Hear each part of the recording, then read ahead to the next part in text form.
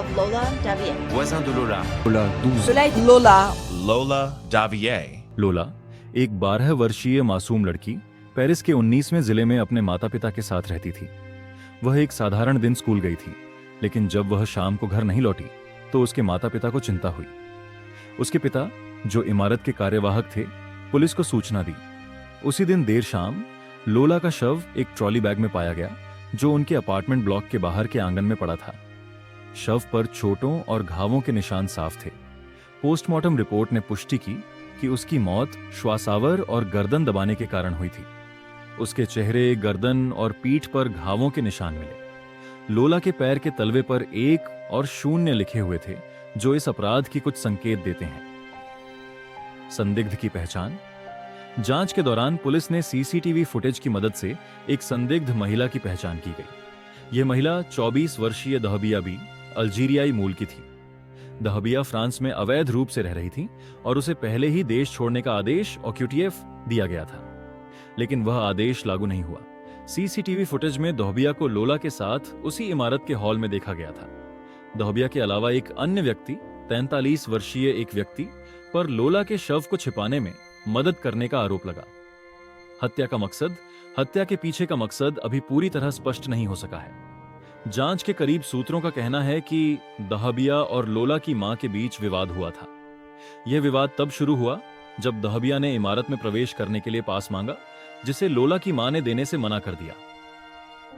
इस घटना ने दहबिया को इतना गुस्सा दिलाया कि उसने इस जघन्य अपराध को अंजाम दिया। दहबिया बी के मानसिक स्वास्थ्य को लेकर भी सवाल उठाए जा रहे हैं। उसे फ्रेसनेस जेल में अलग थलग रखा गया है।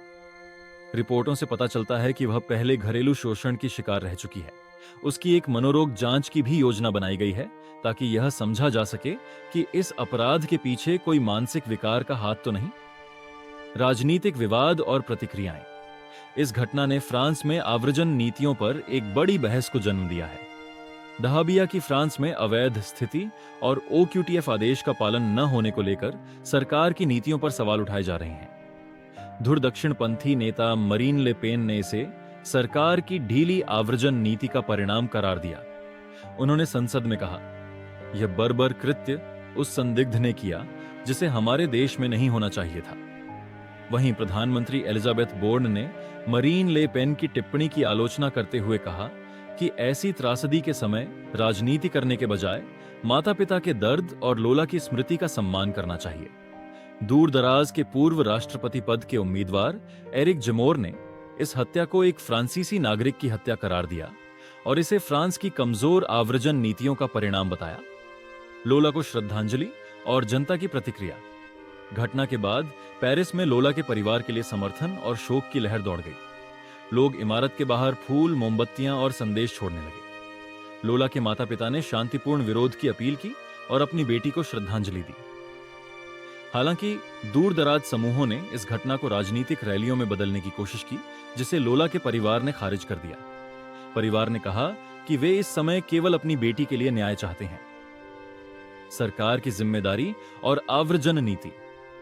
फ्रांस की आव्रजन नीतियां पहले से ही आलोचना के घेरे में थीं, लेकिन इस घटना ने इसे और भी गर्म कर दिया। OQTF आदेश, जो फ्रांस से अवैध प्रवासियों को बाहर निकालने का आदेश देता है, अक्सर प्रभावी नहीं होता। आंकड़ों के अनुसार 10 में से केवल 1 आदेश का पालन होता है।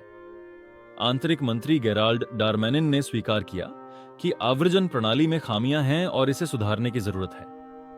निष्कर्ष, लोला की हत्या न केवल एक व्यक्तिगत त्रासदी है, बल्कि यह फ्रांसीसी समाज के कई पहलुओं पर गहरा प्रभाव डालती है। इसने सुरक्षा, न्याय व्यवस्था और आव्रजन नीतियों पर गंभीर सवाल उठाए हैं। इस घटना ने यह दिखाया कि किस प्रकार एक त्रासदी समाज के मूलभूत ढांचे को चुनौती दे सकती है। अब यह देखना बाकी है कि क्या लोला की मौत से फ्रांस में आव्रजन नीतियों में सुधार होगा और क्या उसके परिवार को न्याय मिलेगा। अगर ये वीडियो आपको पसंद आई हो तो वीडियो को लाइक और चैनल को सब्सक्राइब जरूर करें।